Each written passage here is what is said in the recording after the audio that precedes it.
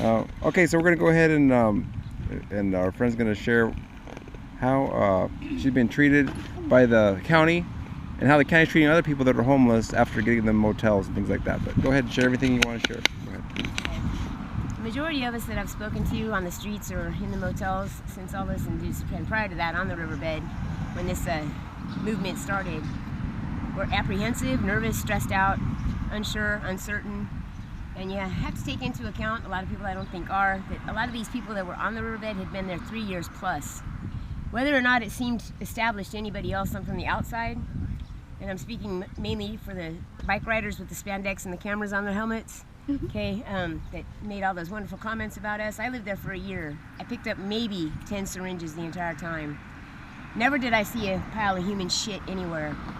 And I've not smelt anything there any worse than I've smelt riding down the streets in the main part of town. So I kind of think that that whole taint needs to just, disappear for real. We're talking about people, human beings, flesh and blood. You know, their hearts beat and all that kind of stuff, just like everybody else. We're all here on one big blue ball. It's called the planet Earth, right? So let's establish that respect first. And this is Sage. She's my road dog, literally. And she's gone through every step of this journey with me from beginning to end. She's a rescue dog. She was abused. She was in the pound. She's gone through a whole lot. She's coming around real good. But anyways, the judge had stated that everybody was entitled to a 30-day stay in a motel was to receive vouchers. The way he said it, the way I read it in print, sounded to me that each individual on the riverbed was supposed to receive a voucher to stay in a motel for 30 days that would both accept it and that we would choose.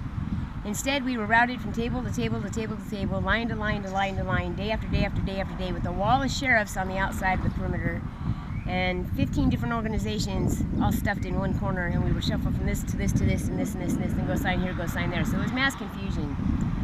I was told that there was a real estate agency on one particular day that was backing all the vouchers. I later found out that was a lie, so I don't know why that was fabricated, but it was. It took me 4 days to establish ground enough to get my name on the clipboard.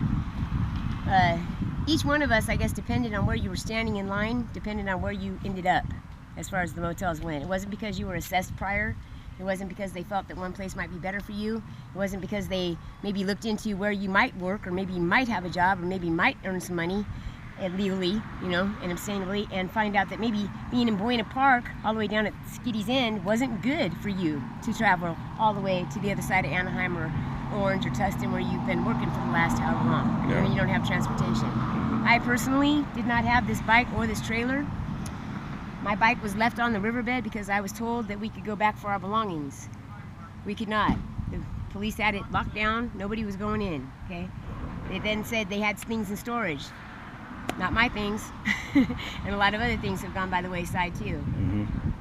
This dog is a pit bull. I know that by choice I have the right to put her in a kennel. I could do this, I could give her away, I could sell her, I could do whatever I want to do, I guess, to make it easier for myself. But at the end of the day, this dog is part of my pursuit in a profession, like the dog whisperer. So, for real, she's a mercy dog. She is a rescue dog, and I work with her to futuristically, hopefully, create a therapy dog out of her to go to hospice centers, because everybody loves this dog and she loves people, and it's a pit bull. So I think it would do two honors. One, comfort people. Two, put a new face on Pit Bull Nation. So with that said, this dog does have the potential to cause harm if she is playing too hard with another small dog, or gets too excited when there's a child around or somebody, which happens. So my responsibility as a pet owner is to not allow that situation to take place, and that's what I do. When I went to the line to get my voucher that I did not receive, I still have not laid eyes on it, don't know what it even looks like. I signed a paper, was told to corral myself over to an area behind a plastic tarp that was hanging at the end of the social services mobile home, and sit with a crowd of other people that were waiting as well. And we were then shuffled to a white van that I'm assuming some county pays for, maybe Orange because they were here. And we were put in, I think, 7 deep. It was 2 couples, myself, my dog, and another single lady. We had a couple in a car following us. We went to Buena Park, they said, and we did. We ended up at the Coral Motel, which is no longer a motel, I've been informed since being there. The front side is the medical unit, which is fine. And the back side all belongs to Illumination Foundation. God bless y'all. So, Illumination Foundation is beginning a program of sorts for this 30-day program thing that the judge had ordered. And they placed me, myself personally, in a room on the back side of a house that was in the center of the back wing. And in that back room, there were 3 single beds, 3 gray prison lockers, and 3 bedrolls, towels, and washcloths, and that was it. We had no maid service. We had no change of sheets the entire time I was there. I had no offer of a clean towel the entire time I was there. I had to provide my own toilet paper, my own cleaning supplies, and was expected to do chores as well in this house as long as I was to stay there, and that was to comply with the non-mandatory program in order to keep myself in the funding and in the relief program that the judge is ordering, okay? If I choose not to, then I'm kicked out and I get nothing, all right? So it's not forced, but it is. So, so you know, and on Wednesdays they have a group meeting in the living room of this house every Wednesday for an hour, but it takes all day long because they're at the door by 8 o'clock in the morning having you in there to clean this, do that, do this. They're back and forth because they themselves are frenzied, okay? And then they ask you to prepare the meal, like by cooking it, setting the table, cleaning all the 10,000 tons of furnishings that were all around this table and the dirt that was this thick that I cleaned myself personally for the first meeting. And I apologize, Miss Odessa, if this puts you in a bind, but the truth is truth. So, my entire Wednesdays were dominated every week that I was there. I got a thanks, kinda, okay? On my second week, I found an apartment that had a room for rent, 2 of them. I specified this to Odessa and Samuel, who was my case coordinator, okay?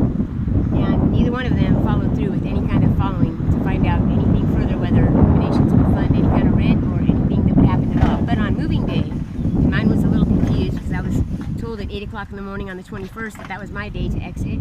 Well, it turns out it wasn't. It was the 24th, like everybody else's that I came with, okay?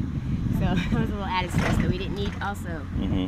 So with that said, it was a ram jam, like just a mad dash. Everybody that was there with me, the majority were on mental health, so they went to the Baymont or other places that they had for them already prior, so I guess set up with their assessors.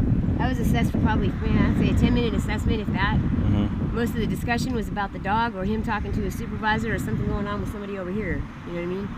And they asked me maybe 3 or 4 questions, and that assessed me to be placed in the shelter, which they don't accept these dogs at all. You have to have a small dog. Plus, there was no room in the shelter. So then they decided, okay, well, didn't you say something about having a room for rent? I said yes. They said, well, can you call that guy? Can you get that room?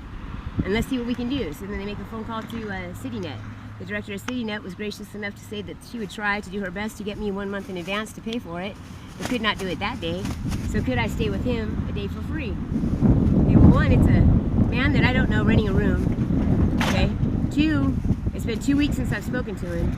And now he's supposed to come down to this place, pick me up, pick up my dog, pick up all my stuff at the last minute notice, and dash us over to his place and take on word that he's going to get a check for a rent that he's charging for the room, right?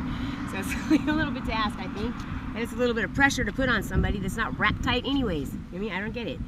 So anyway, this whole the whole thing to me has been almost a nightmare, and I'm not the only one that has experienced the pressure and just the confusion, and it's frenzied. Yeah. There's no order. And you're back on the street now, right? Yes, I am, and have been since the day I left.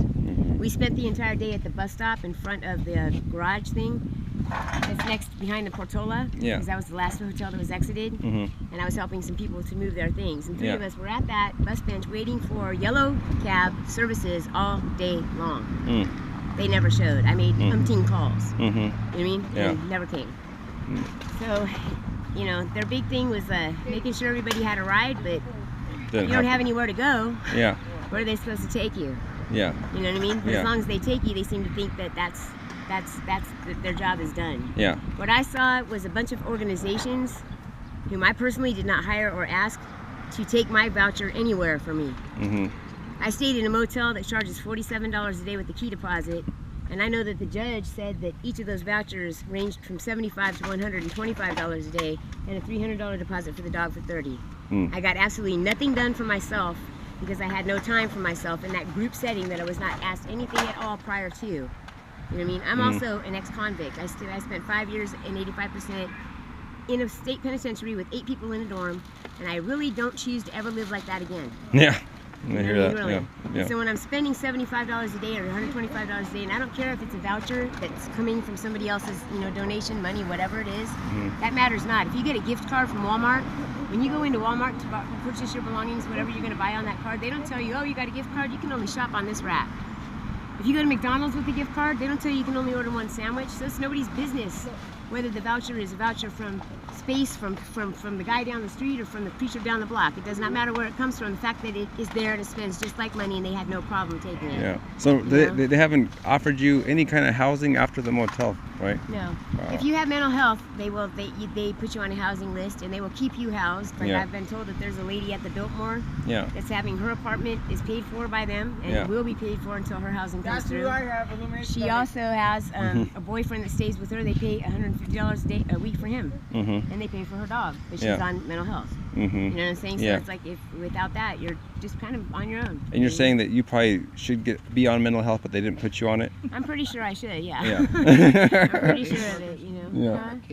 We had caseworkers, but there were so many Frenzied, people right? Yeah. at such a last-minute dash. Yeah.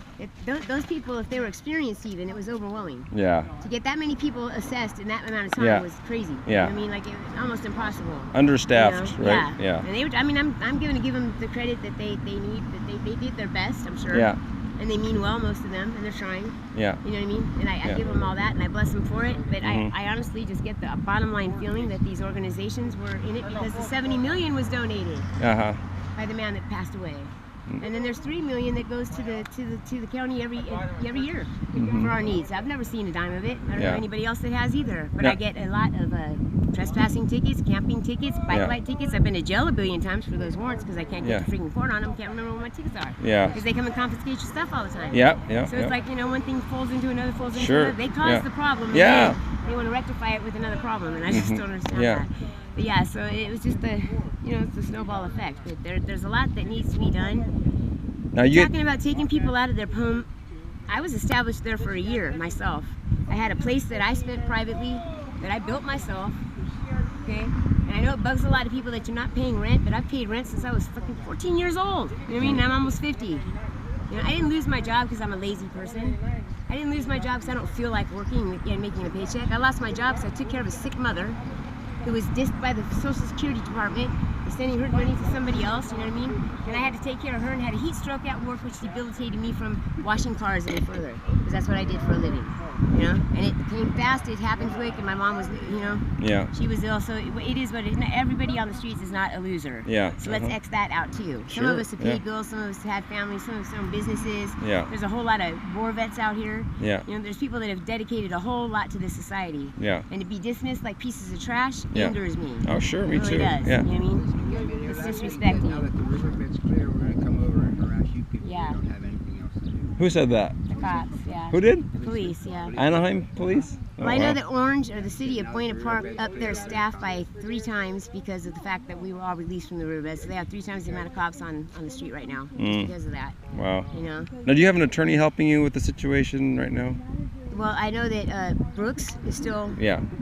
she's still, you know, representing Yeah. us and doing things for us. And I know that there's a lady named Heidi Zimmerman I had just received some emails from last night that has some things on deck that she's trying to get in order for a class action, basically a lawsuit for those of us that have been, you know, Fall through the cracks. forgotten, Whatever. more or less. Yeah. You know, and one other thing for just, you know, food for thought. This country is less than 250 years old, and I say this all the time, and I'm saying it till I'm blue in the face probably, until it registers for somebody. We were founded by homeless people. So, you know, let's just think about that. The ground we stand on right now today as Americans was founded by a bunch of homeless people. You know what I mean?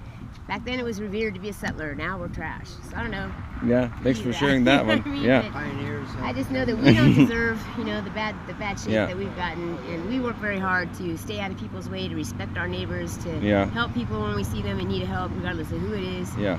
And I've always lived that way, and I'm not a perfect person, but I don't believe that any of us deserve to be disrespected, disregarded, demeaned like we are, spoken to like we've been spoken to, treated like we've been treated. It's a shame, you know? It's a shame. And until America wakes up and those people that are in these houses here, if the Agenda 21 is true, if FEMA is true, if all those conspiracy theories come to pass, you are not safe either. You are the next ones on the block. Yeah, that's a good point. Okay? Thank you for Nobody qualifies that, Sharon. except for the top thank you for sharing that. So, Awesome. Just something to think about. Yeah, awesome. Thank you for that. So please, you can share this video. Join Homeless Advocates for Christ on Facebook if you'd like. Check out www.camphope.ca.com also to learn more about Camp Hope and what We've been working with the regarding the homeless at the Riverbed and other places too, now that they've been dispersed in a lot of different areas. But anyways, thanks so much for your prayers and support. Please pray for housing, for help for those in need, and hopefully I'll hear from you soon. Please like, comment, share, subscribe, and may God bless you. You seek first His kingdom always. Bye bye.